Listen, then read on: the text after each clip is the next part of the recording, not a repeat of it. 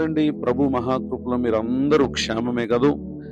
నేటి దిన వాక్య ధ్యానం కొరకు book of Ezekiel chapter 36 verse 11, యెహెజ్కేలు గ్రంథం 36వ అధ్యాయము 11వ వచనంలో రాయబడిన ఆఖరి వాక్యాన్ని చదువుకుందాం.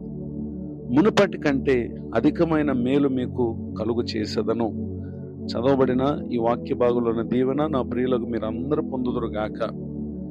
వాక్య ధ్యానం కొరకే ప్రార్థన. దయగలిగిన తండ్రి, మీ వందనాలు. నేడు చదవబడిన ఈ వాక్య భాగం ద్వారా మాతో మాట్లాడి మమ్మల్ని దర్శించి బలపరచమని యేసు క్రీస్తు నామములో ప్రార్థిస్తున్నాను తండ్రి, ఆమేన్. చదవబడిన ఈ వాక్య భాగంలో ప్రభువారు యెహెజ్కేలు ప్రవక్త ద్వారా యెరూషలేమును విడిచి తమది కాని శత్రు దేశానికి చెరలోనికి వచ్చి వారు అక్కడ నివాసం చేస్తూ ఉండగా అక్కడ ప్రభువారు తమకు వాగ్దానం చేస్తా ఉన్నారు. మునుపు యెరూషలేములో నివాసం చేసిన మీకు ఏ విధముగా మేలు చేశానో, నా మాట చొప్పున మీరు చెరగా ఈ దేశానికి వచ్చి ఉన్నారు గనుక తిరిగి మరలా నేను మీకు వాగ్దానం చేసిన రీతిగా 70 సంవత్సరముల అనంతరం నేను ఆ చోటుకి తీసుకుని వెళ్ళి మునుపు మీరు అనుభవించిన మేలు కంటే అధికమైన మేలు నేను మీకు కలుగు చేస్తానని ప్రభువారు వాగ్దానం చేస్తూ ఉన్నారు. నిజమే, వీరు దేవుని మాట విని తమది కాని దేశానికి వచ్చారు. కొందరు దేవుని మాటను అశ్రద్ధ చేసి యెరూషలేములో నివాసం చేసి శత్రు రాజు అయినటువంటి బబులోను దేశపు రాజు నెబుకద్నెజరు చేత వారందరూ కూడా నశించిపోయినట్లుగా చరిత్ర తెలియజేస్తా ఉంది. ఈ మాటలు వింటున్న నా ప్రియ సహోదరి సహోదరులు, మానవ జీవితానికి సర్వజీవులకు మేలు చేసే దేవుడు యేసుక్రీస్తు ప్రభువారు.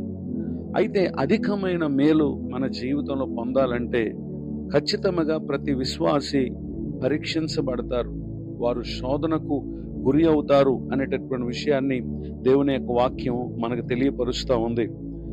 సామ్ 66 10th స్టాంజా, 66వ కీర్తన 10వ చరణం.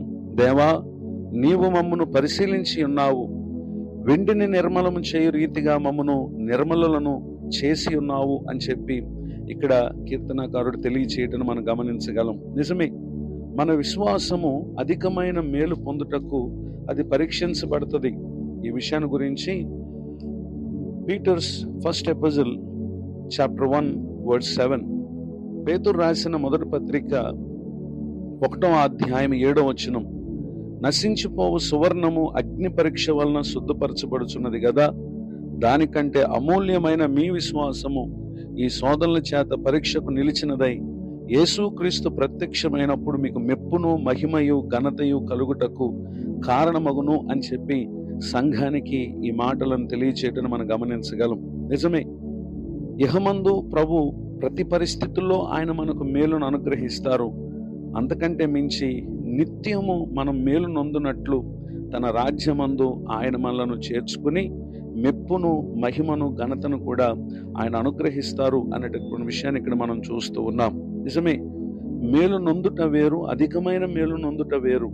అధికమైన మేలు నొందుటకు విశ్వాస సంబంధమైనటువంటి విషయాలలో మనము శోధించబడతాం, పరీక్షించబడతాం.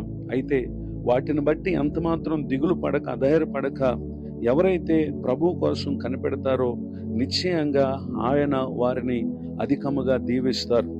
పరిశుద్ధ గ్రంథంలో రాయబడినటువంటి ఒక భక్తుని జీవితాన్ని మనం చూసినట్లయితే జోబ్ చాప్టర్ 42 వర్స్ 10, యోబు గ్రంథం 42వ అధ్యాయము 10వ వచనం. మరియు యోబు తన స్నేహితుల నిమిత్తము ప్రార్థన చేసినప్పుడు యెహోవా అతని క్షేమస్థితిని మరలా అతనికి దయచేశాను. మరియు యోబునకు పూర్వం కలిగిన దానికంటే 2 అంతలు అధికముగా యెహోవా అతనికి దయచేశాను. ఒకప్పుడు యోబు దీవింపబడిన వ్యక్తియే, కానీ తన విశ్వాసం విషయమై శోధించబడ్డాడు, పరీక్షించబడ్డాడు.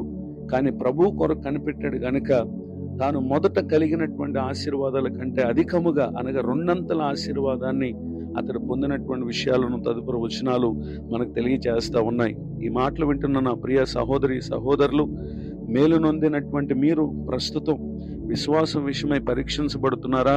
అధైర్యపడకండి. దీనికి గల కారణము దేవుడు అధికమైన మేలును కలుగు చేయటం కొరకే.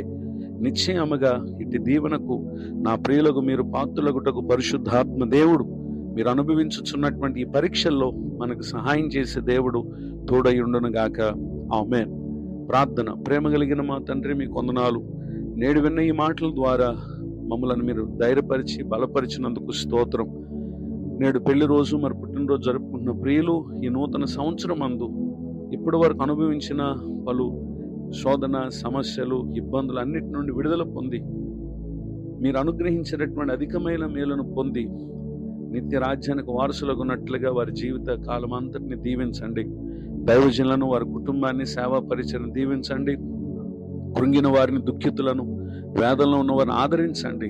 నిశ్చయముగా నీవు మమ్మలను పరిశీలిస్తావు, అధికమైన మేలును అనుగ్రహిస్తావు. ఇటు దీవెనకు ప్రతి ఒక్కరు పాత్రులగునట్లుగా నడిపించి బలపరచమని యేసుక్రీస్తు నామములో ప్రార్థిస్తున్నాను తండ్రి. ఆమేన్. తండ్రి, కుమార, పరిశుద్ధాత్మ దేవుడితోనే నడిపించును గాక. ఆమేన్. నేడు విన్న